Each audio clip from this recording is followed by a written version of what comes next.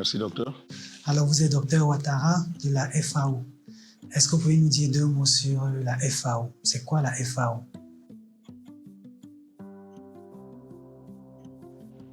Merci, docteur. Je suis effectivement docteur Lassina Ouattara. Je suis vétérinaire. Je travaille à la FAO, qui est une agence spécialisée des Nations Unies. La FAO travaille pour un monde sans faim et pour réduire la pauvreté. Alors, le sujet du jour, c'est la rage. Mais on se demande comment est-ce qu'une institution qui s'occupe de l'alimentation et de l'agriculture se retrouve à parler de la rage. Alors, l'intervention de la FAO dans le cadre de la rage n'est pas détachée de notre approche globale. Du point de vue structurel, la FAO intervient à travers ECTAD, dont je suis le chef d'équipe pays, depuis 2015 sur la gestion des maladies animales transmissibles à l'homme, c'est-à-dire les zoonoses. Et cela à travers un financement de l'USAID, donc un financement américain. La FAO intervient dans chaque pays dans un cadre bien structuré, donc, en fonction des besoins du pays, en fonction bien sûr de ses objectifs spécifiques. Mais pour le cas de la rage, nous intervenons dans le cadre de la politique nationale de santé animale et de santé publique vétérinaire. C'est-à-dire que la FAO va mettre en œuvre ses activités sur la base des priorités et des besoins du pays. Du coup, notre interlocuteur clé pour ce qui est de la gestion des maladies, c'est la direction des services vétérinaires. Nous allons écouter la direction des services vétérinaires pour savoir quelles sont les activités, quels sont les programmes qui sont menés pour le contrôle et l'éradication de la rage au Cameroun. Merci de l'opportunité donnée pour parler de la problématique de la rage, qui est une zoonose majeure. La rage fait d'ailleurs partie des 10 zoonoses prioritaires qui sont sous surveillance au Cameroun. Un plan intégré d'élimination de la rage humaine d'origine canine durant la période 2018-2030 a été élaboré. Ce plan opérationnel prévoit de vacciner 70% de la population d'animaux de compagnie. Ce plan prévoit également de contrôler et de gérer la population canine et de promouvoir le bien-être animal. Et ce plan prévoit enfin d'améliorer la surveillance épidémiologique à travers la détection précoce et la réponse rapide. Il y a également la création en 2014 du programme national de lutte et de prévention contre les zoonoses émergentes et réémergentes. Et tout dernièrement, en 2022, le Cameroun a eu à mettre sur pied un projet dénommé Rabies Control and Elimination, en abrégé RES. Donc, le projet RES a comme action, il y a la surveillance, il y a également la sensibilisation des communautés pour obtenir leur adhésion par rapport aux méthodes de lutte contre cette zoonose. Et il y a maintenant la vaccination des animaux de compagnie. On vaccine les animaux de compagnie pour rompre le cycle de transmission de cette maladie de l'animal à l'homme. On a un système de surveillance au sein de la direction des services vétérinaires qui est le réseau d'épidémio-surveillance. Nous avons donc des représentants du réseau d'épidémio-surveillance en abrégé RESCAM sur l'ensemble du territoire. La sensibilisation, elle est permanente, mais elle est beaucoup plus accentuée pendant la période de célébration de la Journée mondiale contre la rage. Il y a donc des campagnes de sensibilisation qui sont menées dans les écoles, dans les différentes régions. Il y a donc des caravanes de sensibilisation qui se déroulent dans les écoles des différentes localités du pays. Voilà, vous venez de suivre l'intervention de la direction des services vétérinaires avec tout ce qui est fait, tout ce qui est prévu. Nous nous retournons encore vers Dr Ouattara. Alors, Dr Ouattara, en fin de compte, quels sont les défis? Les faits sont là, les statistiques sont là. La sous-déclaration des cas, la sous-notification, beaucoup de cas qui passent inaperçus. Le taux de couverture vaccinale qui n'est pas encore optimum, parce que les épidémiologistes vous diront que pour qu'une population soit couverte d'un point de vue épidémiologique de façon efficace, il faut vacciner 80% de la population. Et dans notre cas, cela suppose qu'il faudrait vacciner 80% de la population canine. Or, le gros défi que nous avons dans nos pays, c'est même la connaissance précise du cheptel canin. Le nombre de chiens au Cameroun, c'est un casse-tête. Comment est-ce qu'on peut le déterminer? Donc je pense que ça, c'est vraiment le premier défi.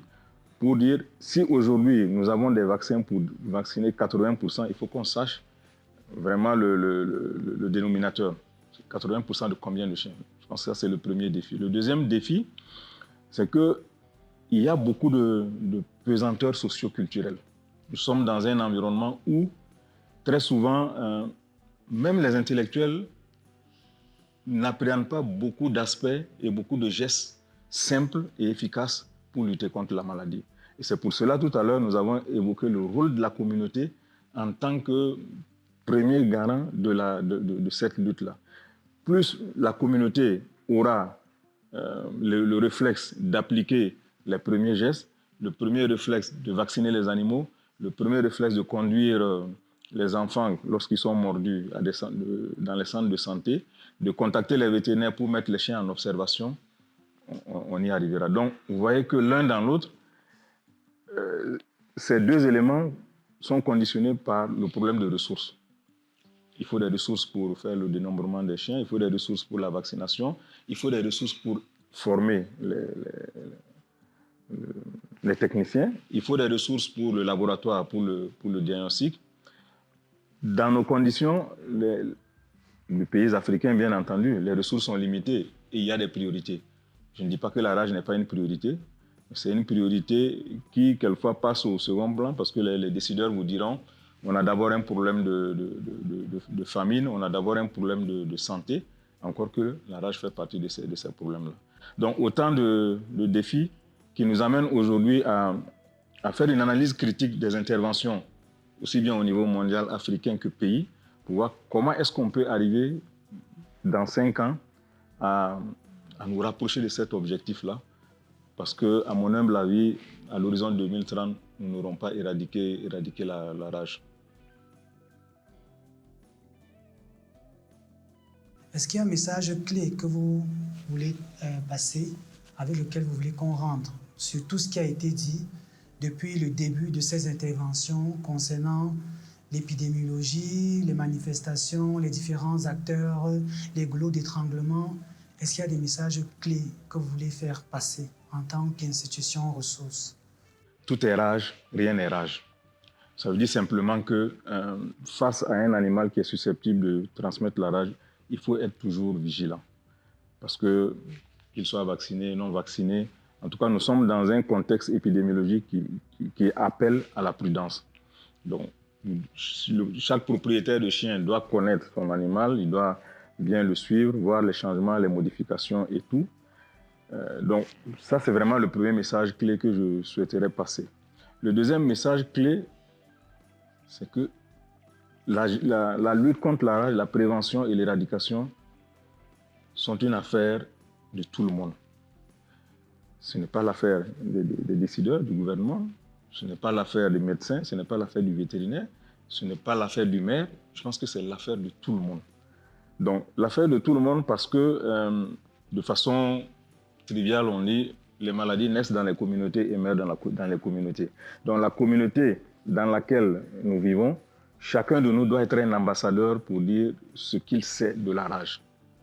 Récemment, j'ai eu des entretiens avec des intellectuels, mais je me suis rendu compte qu'il y a certains éléments clés ou basiques de la rage qui paraissent évidents pour moi, vétérinaire, qu'eux, ils ne maîtrisent pas. Donc, je pense que nous partons sur des a priori en se disant que même en ville, tout le monde sait, mais en fait, beaucoup de gens ne savent pas. Donc, nous devons renforcer la sensibilisation, nous devons renforcer vraiment la collaboration et nous devons chacun, à son niveau, d'être des ambassadeurs pour passer les messages simples. Et nous avons la chance aujourd'hui que nous sommes dans un monde digital numérique où on peut faire passer beaucoup de choses. Plutôt que de faire souvent passer des fakes, faisons passer des messages clés, des messages simples pour que chacun se dise on est arrivé en termes d'éradication de la rage parce que j'y ai pris part. Et je souhaiterais vraiment que la FAO soit fière de cette affirmation lorsque on va passer dans les pays et que les gens disent oui, grâce aux institutions de la quadripartite, dont la FAO, aujourd'hui nous y sommes. Alors, pendant toute cette série d'émissions que nous avons présentées sur la rage, nous avons eu différents interlocuteurs. Nous avons eu le docteur Kene au départ, qui nous a montré le volet clinique de la maladie. Nous avons eu le docteur Tejokem Cyril, qui nous a parlé de l'épidémiologie. Nous avons eu la direction des services vétérinaires également, qui nous ont parlé de ce que la loi prévoit de l'encadrement et de ce qui est fait au niveau local. Et nous avons eu la FAO avec le docteur Ouattara qui nous a présenté clairement la vision des objectifs à atteindre. Alors, deux slogans principaux sont sortis de ces différentes interventions et qui sont quelque part les mêmes. La rage peut être prévenue à 100% et la rage peut être mortelle à 100%. Et docteur Ouattara conclut en disant « Tout est rage, rien n'est rage ». Donc, c'est deux informations clés que nous devons tous garder et on espère qu'avec tout ce qu'on vous a présenté, vous êtes suffisamment édifiés et vous avez compris que ce n'est pas un engagement institutionnel, c'est un engagement de tous. Comme le docteur Ouattara l'a dit, les maladies naissent dans les communautés et meurent dans les communautés.